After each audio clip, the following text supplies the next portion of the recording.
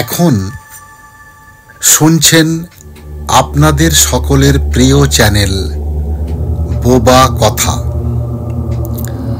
ভিন্ন স্বাদের গল্প পরিবেশক।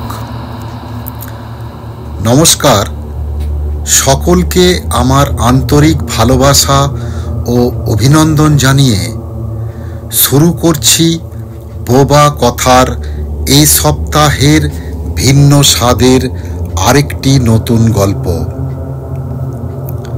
বোবা কথার আজকের নিবেদন মরা। রচনা অঙ্কন জ্যোতি চক্রবর্তী, কণ্ঠে উজ্জ্বল চক্রবর্তী, আবহ সঙ্গীত প্রান্তিক ভট্টাচার্য।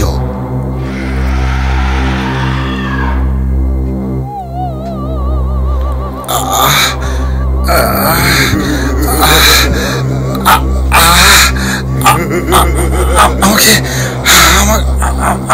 আমাকে ছেড়ে দাও। আমার আমার আমার গলাটা চেপে ধরছো কেন? আমাকে ছেড়ে দাও। গলাটা ছাড়ো। আমি আমি আমি আমি আমি দম ফেলতে পারছি না। একটু বাতাস, একটু বাতাস। গলাটা ছাড়ো, ছাড়ো। না না না, আমি আমি আমি আমি বাঁচতে চাই। আমাকে আমাকে মেরো না, আমাকে মেরো না। গলাটা ছাড়ো। ভূত ভূত ভূত।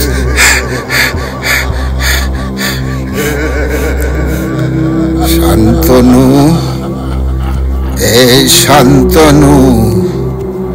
খোকা, এই খোকা, কি হয়েছে রে? ঘুমের ঘোরে অমন করছিস কেন বাবা? খুব ভয় পেয়েছিস না রে? স্বপ্ন দেখছিস? দাঁড়া, এই নে একটু জল খা বাবা। বেলা 8টা বাজে। উঠে পড় বিছানা ছেড়ে।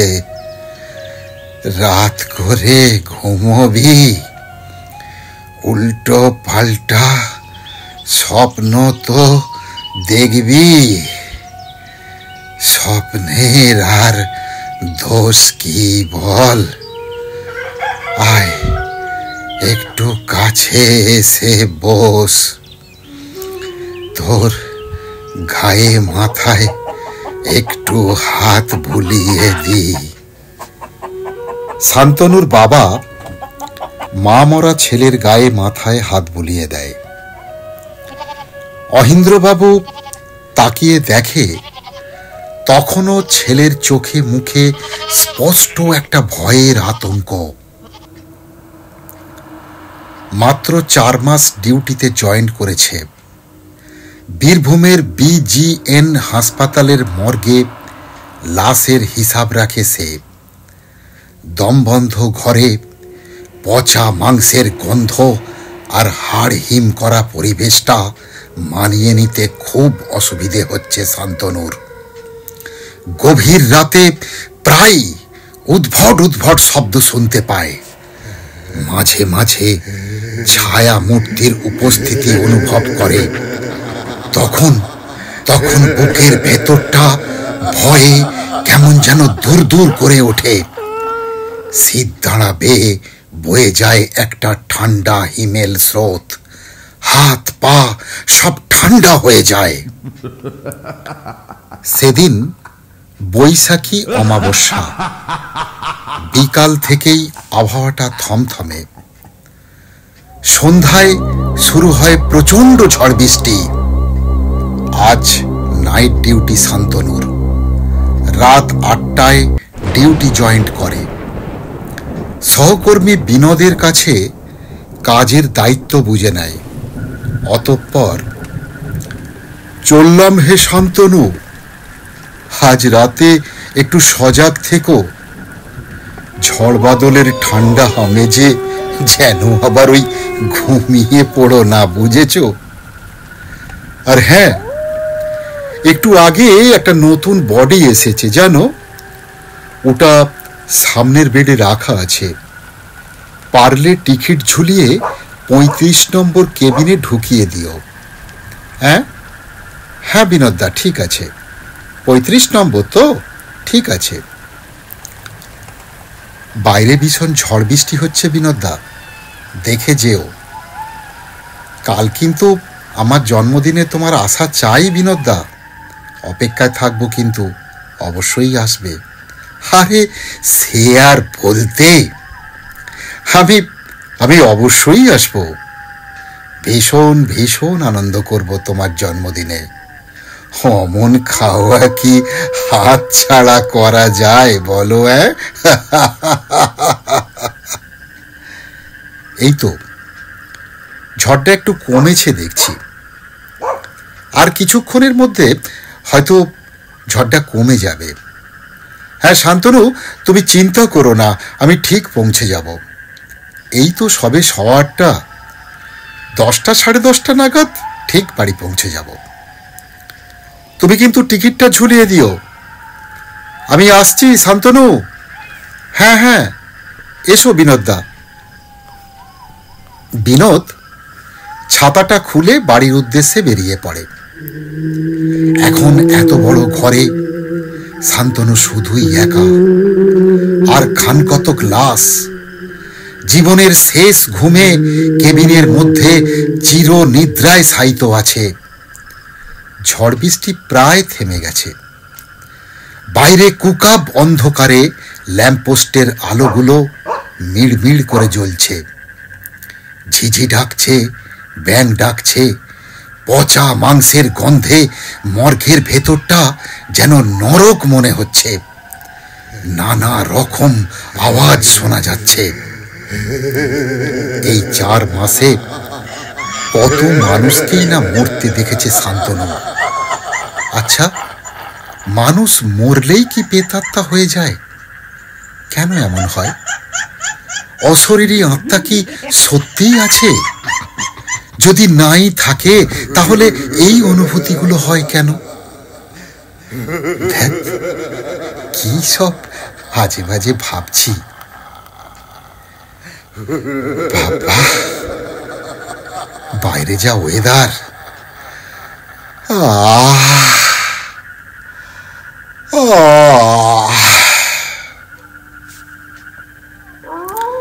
কটা বাজে কে জানে? রাত 11টা বাজে। সময় যেন কাটতেই চাইছে না। আজকে কেমন যেন ফাঁকা ফাঁকা লাগছে, ভালো লাগছে না। কখন যে সকাল হবে। কাল বাড়িতে জন্মদিনের অনুষ্ঠান, সকাল থেকেই আত্মীয় স্বজন আসতে শুরু করবে। যদিও সব ব্যবস্থা করা আছে, তবুও কাল একটু সকাল সকাল বাড়িতেই ফিরতে হবে। টেবিলের কাগজপত্রগুলো এলোমেলো হয়ে আছে, না একটু সাজিয়ে রাখি।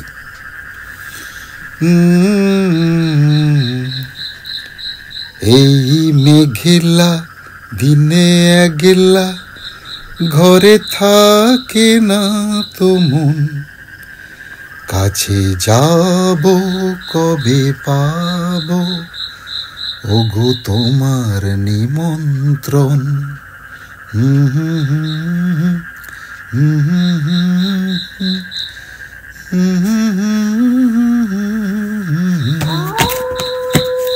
দেখি খাতাটা কোথায় গেল? চার চলে, ধ্যাত, এখন আবার লোডশেডিং হয়ে গেল। টর্চটা কোথায় রাখলাম? এই ডয়ারেই তো রেখেছিলাম। এই তো পেয়েছি। কারেন্টটা বোধ হয় এখন আর আসবে না। জেনারেটর চালাতেও তো বেশি দেরি করছে দেখছি। না, মোমবাতিটা জ্বালি, বড্ড অন্ধকার লাগছে। মোমবাতির ম্লান আলোয় খোলা জানলা দিয়ে দেখে বারান্দায় বারান্দায় কে যেন সাদা শাড়ি পরে খাড়া হয়ে দাঁড়িয়ে আছে। ছায়া মূর্তিটার এলো চুলগুলো সামনের দিকে ঝুঁকে পড়েছে, চোখ দুটো ঘোলাটে, পচে নষ্ট হয়ে গেছে। গালের একদিকটা পোড়া, লাল দগদগে মাংসপিণ্ড বেরিয়ে এসেছে। গালের কষ বেয়ে কাঁচা রক্ত গড়িয়ে পড়ছে। ভয়ে গলাটা শুকিয়ে কাঠ হয়ে যাচ্ছে শান্তনুর। শরীরটা ক্রমশ অবশ হয়ে আসছে। হঠাৎ হঠাৎ একটা জোরালো দমকা ঠান্ডা বাতাসে দপ করে মোমবাতিটা নিভে গেল। হলের মেন দরজাখানা হঠাৎই দড়াম করে বন্ধ হয়ে গেল। কারা যেন অট্ট হাসি হাসছে। চাপা কান্নার আওয়াজ শুনতে পাচ্ছে শান্তনু। ভয়ে ধড়মড়িয়ে উঠে দাঁড়ায় শান্তনু। ঘরের ল্যাম্পগুলো নিজে থেকেই জ্বলছে, নিভছে। জানলার পাল্লাগুলো অটোমেটিক খুলছে, আবার বন্ধ হয়ে যাচ্ছে। দমকা হাওয়ায় টেবিলের কাগজপত্রগুলো উড়ে উড়ে চলে যাচ্ছে।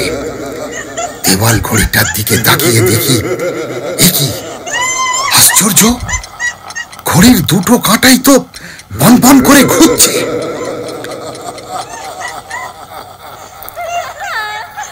ভয়ে তারস্বরে চিৎকার করে দুধ দাঁড়িয়ে বেরিয়ে যাবার জন্য চেষ্টা করে সে। দরজাটাকে টেনে খোলার চেষ্টা করছে, কিন্তু কিছুতেই দরজা খুলতে পারছে না। বাঁচাও, বাঁচাও, কে কোথা আছো, বাঁচাও, ভূত ভূত ভূত, দরজা খোলো, খোলো দরজা, বাঁচাও বাঁচাও, আমাকে বাঁচাও। দরজাটা খুলছে না। কেউ কেউ কি বাইরে থেকে টেনে ধরে আছে? দরজা খোলো, দরজা খোলো, বাঁচাও বাঁচাও, বাঁচাও বাঁচাও, বাঁচাও বাঁচাও।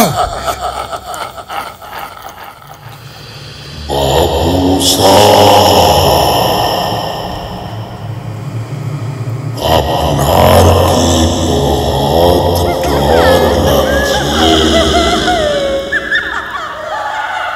আমি বিহারি, মর্গের ঘাট আছে, ডরো মত বাবুসা, डरो मत, कुछ नहीं होगा, आपका साथ हम भी अच्छे, कुछ नहीं होगा, काम करिए बाबू साहब, हमें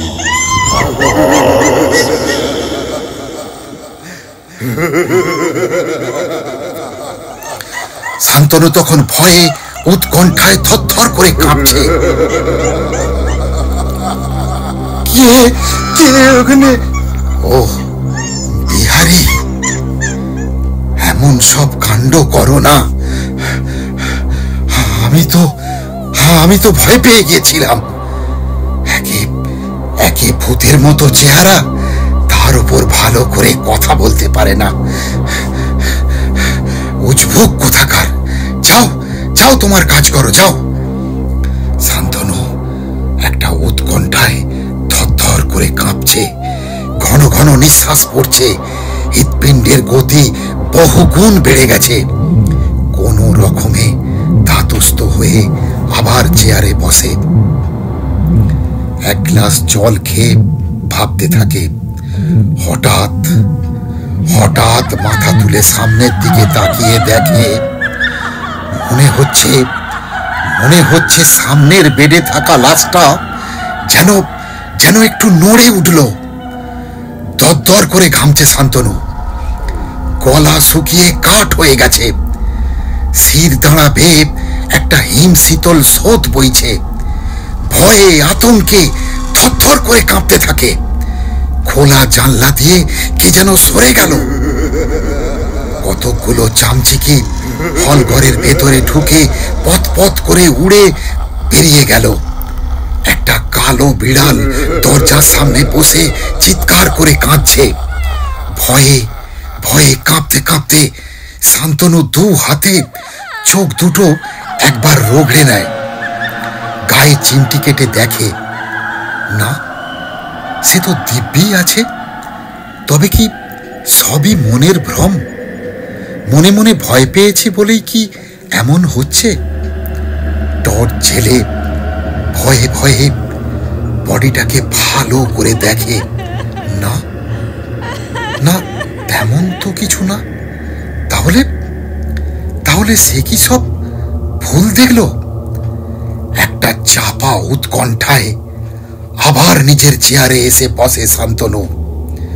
জামার পকেট থেকে সিগারেটের প্যাকেটটা বের করে একটা সিগারেট ধরায়। গলাটা শুকিয়ে কাঠ হয়ে গেছে।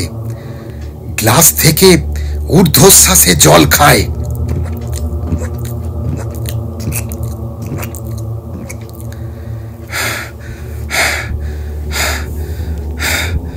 বাবা, যা ভয় পেয়ে গিয়েছিলাম।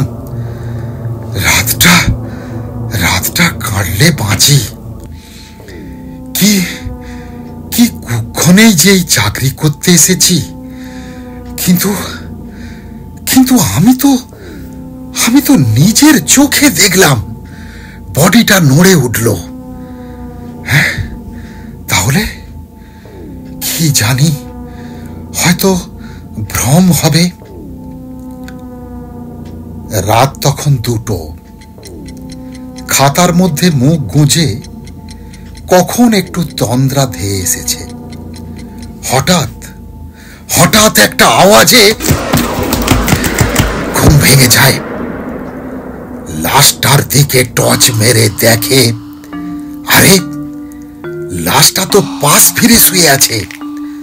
আশ্চর্য, লাশটা প্রথমে তো বাঁ দিক চেপে শুয়েছিল, কিন্তু এখন তো দেখছি ডান দিকে। তাহলে কি সত্যি সত্যি প্রাণ গেল এবার? অন্ধকার ঘরে টর্চ হাতে ভয়ে কাঁপতে কাঁপতে ধীর পায়ে এগিয়ে যায় লাশটার কাছে। একেবারে সামনে গিয়ে লাশটার মুখে টর্চ মেরে দেখে মরাটা শান্তনুর দিকে এক দৃষ্টে কটকট করে তাকিয়ে আছে। চোখের পাতা নড়ছে, শ্বাস প্রশ্বাস চলছে। শীর্ণ আঙুল গুলো শান্তনুকে কি যেন বলার চেষ্টা করছে। ঠোঁটগুলো থরথর করে কাঁপছে। ভূত, ভূত, বাঁচাও, বাঁচাও।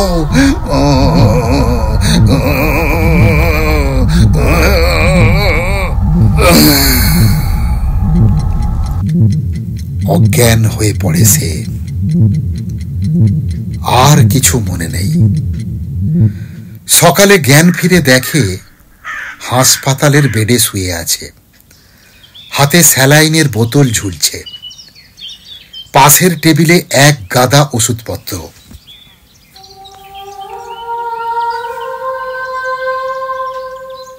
গুড মর্নিং শান্তনু, ভালো আছো? আমি ডাক্তারবাবু বলছি।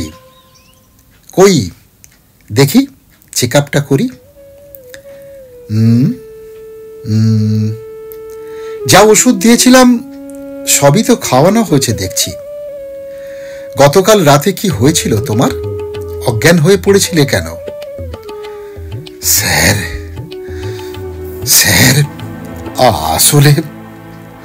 আসলে কালকে ঘরের ভেতর একটা লাশ আমাকে কটকট করে দেখছিল স্যার। তার শীর্ণ আঙুল দুটো আমার দিকে তাকিয়ে কি যেন বলার চেষ্টা করছিল। তার ঠোঁট দুটো থরথর করে কাঁপছিল। আমি ভয়ে বাঁচার জন্যে দরজা খোলার অনেক অনেক অনেক চেষ্টা করেছি স্যার। দরজাটা বাইরে থেকে বন্ধ হয়ে গেছিল। আমি খুলতে পারিনি স্যার, আমি খুলতে পারিনি। ভয়ে আমি অজ্ঞান হয়ে গিয়েছিলাম। প্লিজ শান্তনু, শান্ত হও। আসলে কাল সন্ধ্যাতেও ইলেকট্রিক ছিল না। জেনারেটর চালাতে একটু দেরি হয়ে গিয়েছিল। ডোমের ছেলেটা প্রচন্ড নেশা করে আসল লাশটা না নিয়ে পাশের বেডের ঠিক একই রকম দেখতে কোমার পেশেন্টটাকে লাশ ভেবে তুলে মর্গে পাঠিয়ে দেয়। এই গাফলতির জন্য হাসপাতাল কর্তৃপক্ষ এবং আমি সত্যি লজ্জিত এবং আন্তরিকভাবে দুঃখিত। ক্ষমা করো প্লিজ শান্তনু, আমাদের ক্ষমা করো তুমি।